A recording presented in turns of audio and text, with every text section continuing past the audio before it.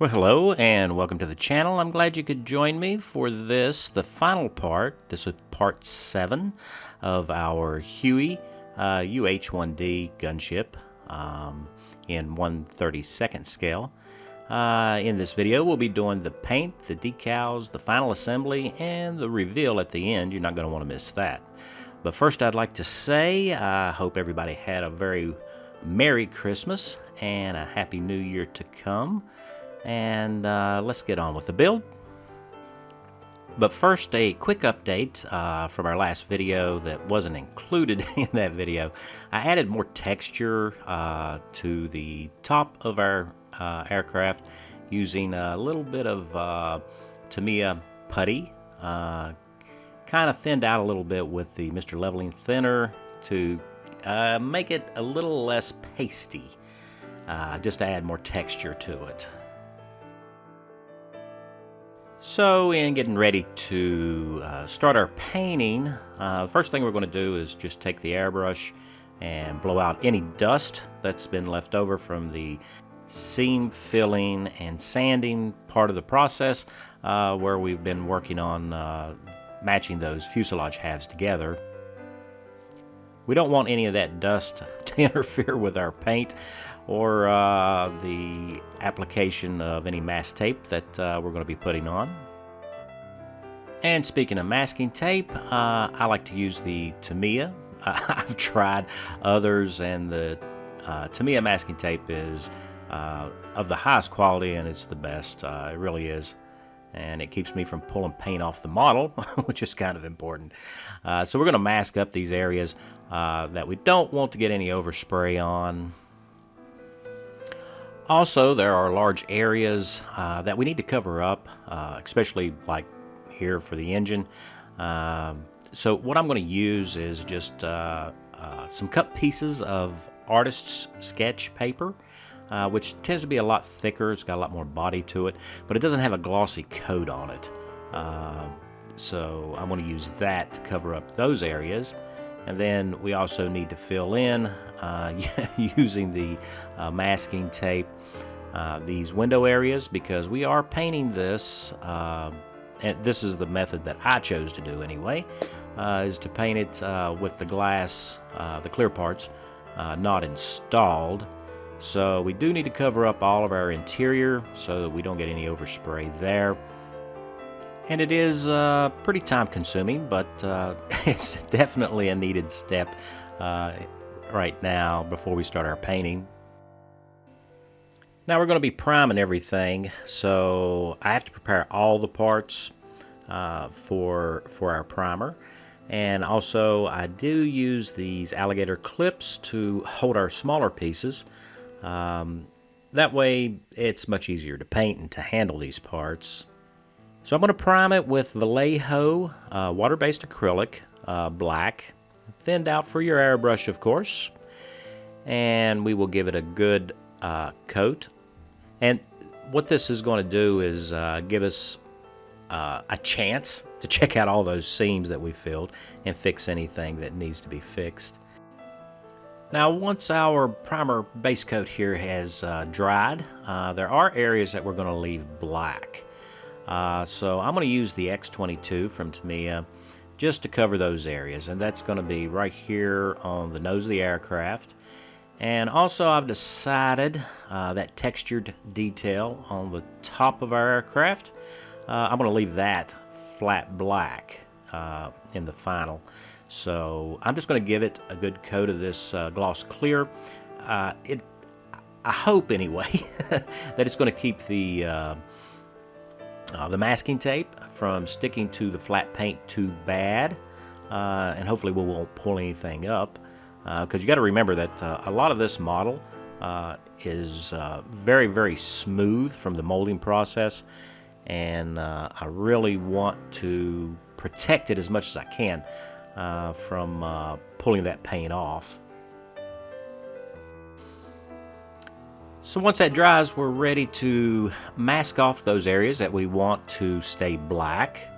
I don't see any reason in having to go back and remask and paint this black again after our coat of final green that we're going to put on it. So we're just going to go ahead and tape all that up. Now, you shipbuilders will recognize the technique that I'm using smaller pieces of masking tape. That way it's easier to manage, and we can get those areas covered up. So I've decided that there are some decals that I would rather paint on, and there are some red panels. So I'm going to use these craft paints to do that, and that's rust and true red. I'm going to mix that 50-50 to try to match the color of our decals. And we just spray those areas where those decals are going to go, or would go. And we'll let that paint dry. And once it's dry, we can go ahead and cut us some small masks just to cover those little areas. And each one is actually slightly different size, so you kind of have to measure those out and put them on one at a time, and just to ensure that you get the right size, or as close to it as you can get. I think this is going to look much better than the decals, as long as it comes out okay. Keep your fingers crossed. So there is a red stripe that goes across the engine covers. So we painted that area where we're going to mask it, our red mixture, and now we're going to put the engine covers in place, and I will use just a little bit of mask tape to hold them down. And then we can come in with a 1mm wide strip of masking tape, and we're going to place that right where that red stripe would go across our engine covers. Then I come in and just use my number 11 hobby knife and just cut that masking tape right where it crosses over that support structure. And then we can go ahead and remove our covers, and then I will just take a pair of scissors and trim most of that tail off. And that's okay to leave it a little bit long. That'll give us something to grab onto when we get ready to remove this tape after we're done painting. So we do have some yellow decal stripes that I want to try to match here, and I'm going to use the colors mustard and daffodil yellow to try to achieve that. And then we can just go in and paint the areas where those yellow decals are going to go, and they're just a thin stripe, so we just need to do a small area. And then we'll come back in with our 1mm wide Tamiya masking tape and just add our little stripes in there. Now we'll be leaving these masking pieces in place until after the final color has been painted. And now we simply go back in with our Vallejo Primer Black and just cover up any of the red or yellow that's left visible on the model. So next we're going to do some pre-shading, and I'm just going to use this pale gray here, which we also used on the interior, and we're going to use that for our pre-shading. And it's pretty simple. It's the center fill method here on the panels. I do much better doing center fill than I do trying to do fine airbrushed lines and panel seams. So I chose to do it this way, and it works for me. If perchance you prefer to do the fine lines with the airbrush, then you would have used the base color of your primer probably in the pale gray, and then come back in with your black. With all of our pre-shading done, it's time to lay on the color that we want our aircraft to be. And I'm just using this craft paint. This is olive green, and I mix it for the airbrush, of course. And then we're just going to lay this on in thin coats. Just want to make sure that the paint covers everything first, and then we can go back and we can work on the actual color saturation. Once you get it on there, you just come back with multiple light coats until you get to the point to where you like how the pre-shading is coming through the green. And this takes several coats. I think I ended up with 6 coats, 6 very light coats on the model. And the rule of thumb for me is I stop right when I think it needs one more coat. That way I don't overdo it. Now once our color coat has dried, we can go ahead and start removing our masking tape. And this will reveal all those colors that we had painted underneath.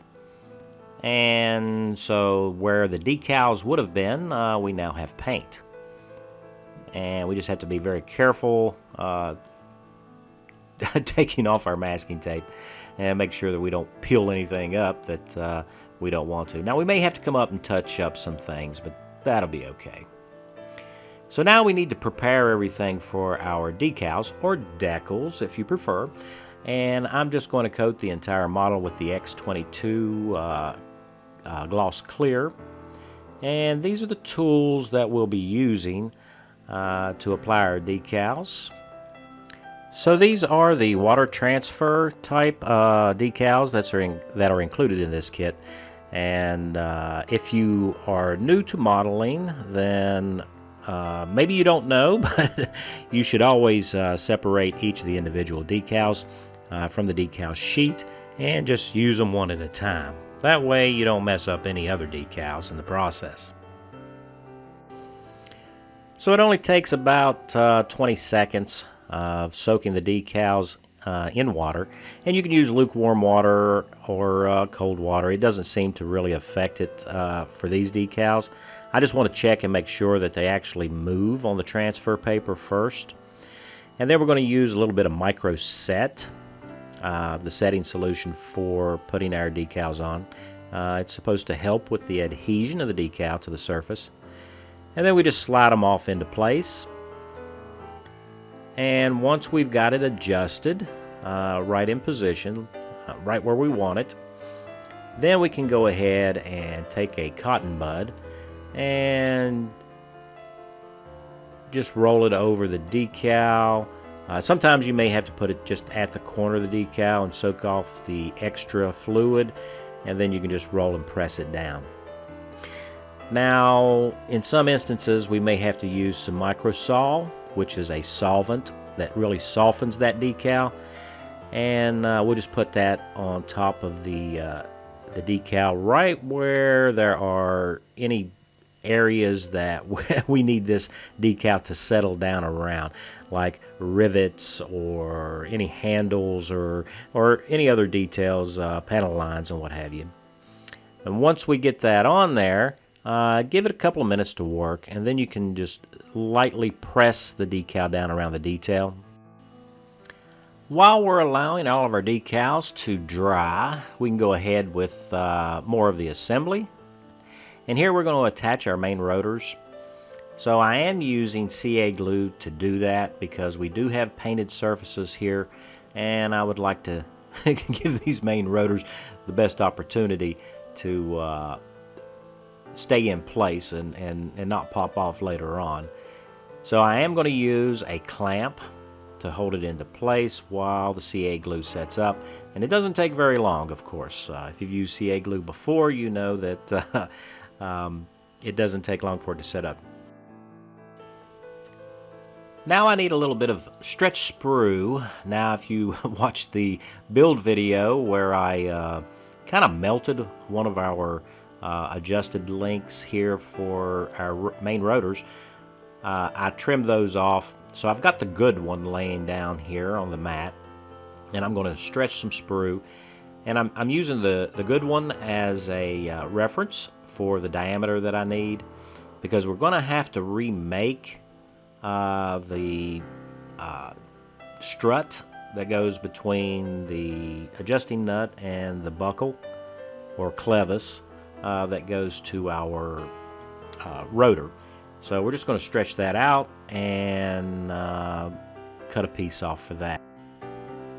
So here we have the lock nut for the strut, and then I've already separated and glued the clevis onto the end of our piece of stretch sprue, And so now we just need to get the measurement to make them identical.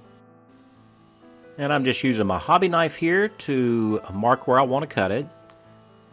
And then we'll use the flat side of our sprue cutters towards our clevis end. And we'll just cut off the excess. And now we're just going to check to make sure that it's the proper length. And then we'll just use a little bit of CA glue and attach that little lock nut piece to the opposite end of it. Now at this point I can go ahead and attach these struts into place. Well, it's not really a strut, it's an adjustment rod and clevis. But we will attach these into place, just making sure that the position's correct. And we have a little bit of time to work with it because we're using medium strength CA glue. You want to get it in place though as fast as you can. So, before that CA glue sets up on you. And if you have any alignment issues with them, you need to remove them sooner than later. The longer you let it set, the worse it's going to be to get it off there without damaging something. But that looks pretty good. So all we got to do now is just go in and paint that. We're going to use the galvanized silver color that we used on the main rotor shaft, and just paint the ends of it. And then we'll come back in with the Vallejo acrylic black and paint the adjustment rods themselves. So next we're going to give the model a good coat of X22. This is to seal in all of our decals so that we can start working on the finishing of the weathering process. Before we do that though, we're going to go ahead and remove all of our masking tape and the covers that we have in place. So now we're going to use some Tamiya panel liner. I'm using the black panel liner, and that's an enamel based product, which will make it easier for us to clean up. And that X22 gloss clear is going to really help in that cleanup process as well. So I'm not going to use panel liner over all the details on the helicopter. There's like 3,000 rivets, and they're really small, detailed, and a lot of the panel lines are also standing proud of the surface, and they're really fine. So it would be very, very difficult to do all that. But I am going to do these intake screens here for our engine, and just the large recessed panels that are on the model. Now when it comes to cleanup, that's done really easy with a little bit of, you can use either odorless thinner, or I'm using the Tester's enamel thinner in this case. So we just want the brush lightly damped with the thinner, and we just come back over top of whatever area where we have that enamel thinner where we don't want it, and clean up those little inconsistencies there. So now we're going to turn our attention to our lights. I'm going to use this acrylic silver by Model Master, which isn't in production anymore. So when I run out, we'll have to find something else to use. I'm painting the back side of the headlight assembly. Landing light, I think, is probably the correct term. And this will show through the front of the light assembly. And once I paint that, we'll set that aside and let it dry. As you can see there, you can see the effect that we're going to get. And we're also going to use this silver to paint our navigation lights. So we have a dual set of lights on the fuselage on the top on both sides, and there's a single on either side on the bottom next to our mount for our weapons. We'll also do the large light just above the engine exhaust here, and we also have a navigation light on the tail of the aircraft. While we're waiting for our silver to dry, we're going to use XF56 metallic gray to work on our rocket pods here. And we're just going to paint in the rear section, leaving the exhaust holes for the rockets. We're just going to leave those open for now. We'll come back in and fill that in with some panel liner later to give it a nice black look. And we'll be very careful and just paint the edge of that rear section. And I'm also going to use the metallic gray to paint the front section of our rocket pod, paying close attention to make sure that we get the paint in around the center rocket. We don't want to leave that out.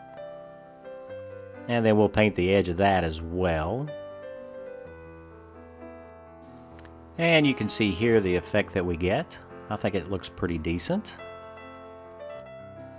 And now we can come back in with our Vallejo black acrylic, and we're just going to paint the ends of our rockets that are sticking out of our pod here. We can get it down really close to the metallic gray. One thing we want to watch though is not to get it on our metallic gray, and any fine line that is left we can take and touch that up with just a little bit of panel liner, and that'll finish off our rockets. Now I'm going to move back to our headlight assembly, and we're going to go back with our olive green, and we're going to paint the back side of the headlight assembly, as well as paint right around the edge of the bezel for the headlight, and we'll also paint just a little bit of overlap onto the front of the headlight as well. And don't worry if you don't get the bezel completely or absolutely round. We can come back in with a toothpick and just scrape off a little bit of paint there. Back to our navigation lights, we're going to be using X27, which is the clear red, and that'll be for the left side of the navigation lights on the fuselage, and we'll just paint right over top of that silver that we painted on earlier.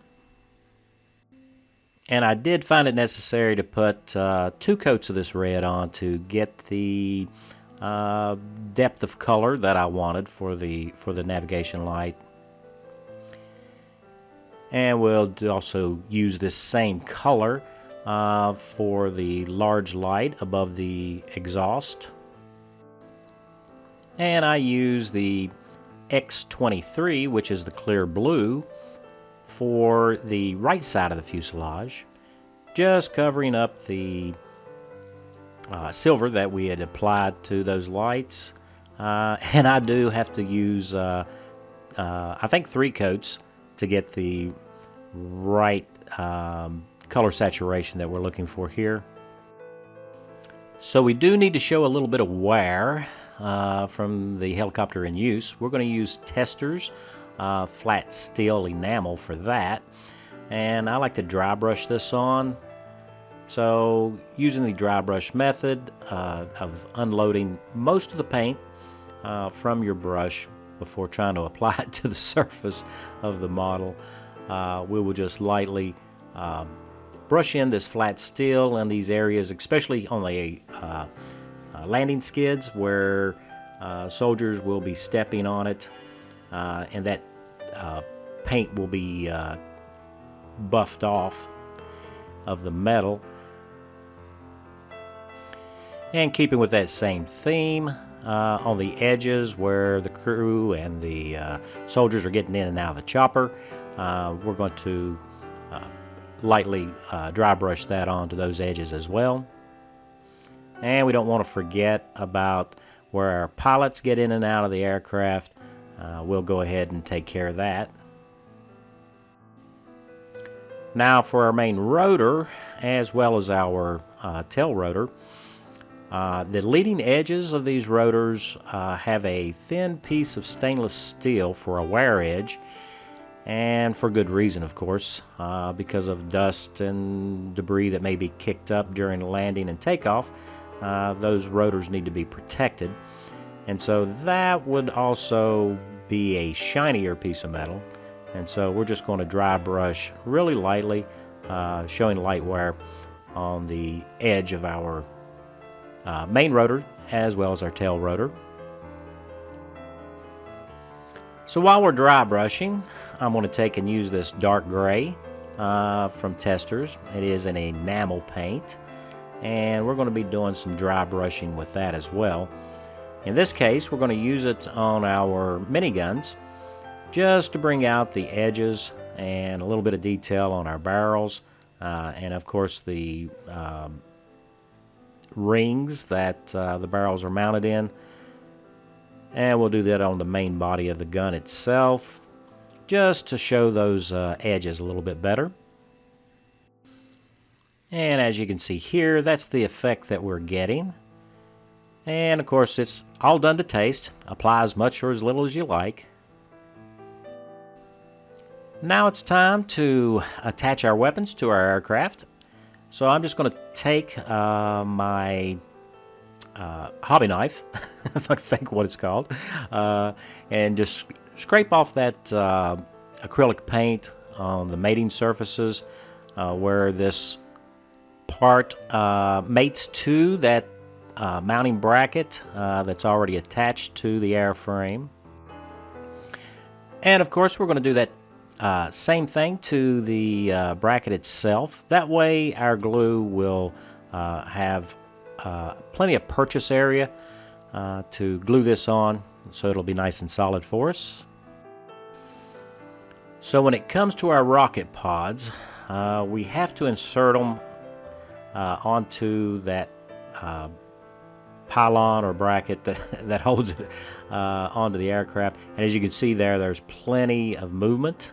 So we're not going to glue that to it yet. So I'm going to be using the Tamiya thick cement to attach our weapons to the actual bracket. And we're just going to put that on where we scratched the paint off. And making sure that we don't get any glue on the rocket pod yet on that mounting point, because we're going to want to align those. So we just need to hold it in place until it grabs hold. And then we can do the opposite side and check for making sure that they're horizontal to the ground and to, or rather sticking out at 90 degrees from the airframe. So we want to make sure that those are aligned before that glue sets up. And that thick Tamiya cement will hold them in place for us. Now once that's dried, we can apply a little bit of glue to our rocket pods and align those. And I just used Tamiya Extra Thin for that. But when it comes to our miniguns, we're going to use CA glue because they are sticking way out on the end of that pylon. So we're just going to add a little bit of that medium strength CA glue there. And then we can go ahead and set those into place. Now the CA glue will give us just a few moments to get our alignment correct before it actually tacks up, and so we're able to get our position.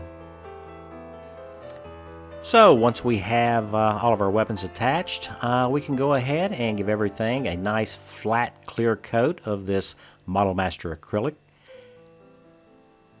Now once that's dried, I'm going to go ahead and add our clear parts. And this is probably the worst pieces, I would say, as far as the molding and the fit for the entire kit. I am using Tamiya Extra Thin to put these on, and I'm being very, very careful just to touch it right onto the seam area. Now this comes with a lot of risk. You can, if you use too much glue, get it into the clear part, and you can also fog your clear parts if they're in an enclosed area, just from the fumes when it takes and sets off. but in this case, it works pretty good. And with that done, we're going to call this build a wrap. What do I think of the build? Well, I will tell you that this model has a lot of issues. We've seen most of them here in this video, or in this series, I should say. Not something that a beginner would want to tackle. There is a lot of potential, however, we still do have body panel fit issues, fuselage fit issues. Even our engine covers don't quite fit right, and neither do the pilot's doors. When closed, they have large gaps. So there are issues with this kit, but the majority of it you can work through if you have some experience building models. Now, I'm not saying I'm the greatest or that I'm good at it, but what I will say is this is a good challenge. So if you've been building a lot of those models that just seem to fall together and you need to improve your modeling skills, this will definitely challenge you to do that. And even considering all the issues we had with bowed parts and twisted parts and all the corrections that we've had to make, we also had the opportunity to do some scratch building, which I thoroughly enjoy. And I think the kit came out pretty good. Of course, you guys are going to be the judge of that. And if you like this build, or you have any comments to make on the build or my approach to it, please leave them in the comments. I love to hear from everyone. Special thanks to all my subscribers. It's because of you guys and because you keep watching that I keep building these models and posting them for you to see. And if you haven't tried a challenging model before, I would extend that opportunity to you. They don't cost very much. But you will definitely be put to the task to attempt to finish this kit. Now, if you're new to the channel and you're not a subscriber, I hope maybe today I have earned your subscription. And if you enjoyed the video, I'd appreciate it if you'd give me a like for it. Once again, wishing everybody a very Merry Christmas, and I hope that Santa brought you a nice model kit to put together. And I sincerely hope that the new year brings you many model building successes, and that it's a good year for you and for yours. And a quick reminder that you should always strive to do something that you haven't done before. And these old kits can give you that opportunity. So until next time, guys, stay safe, and I will see you in the next one.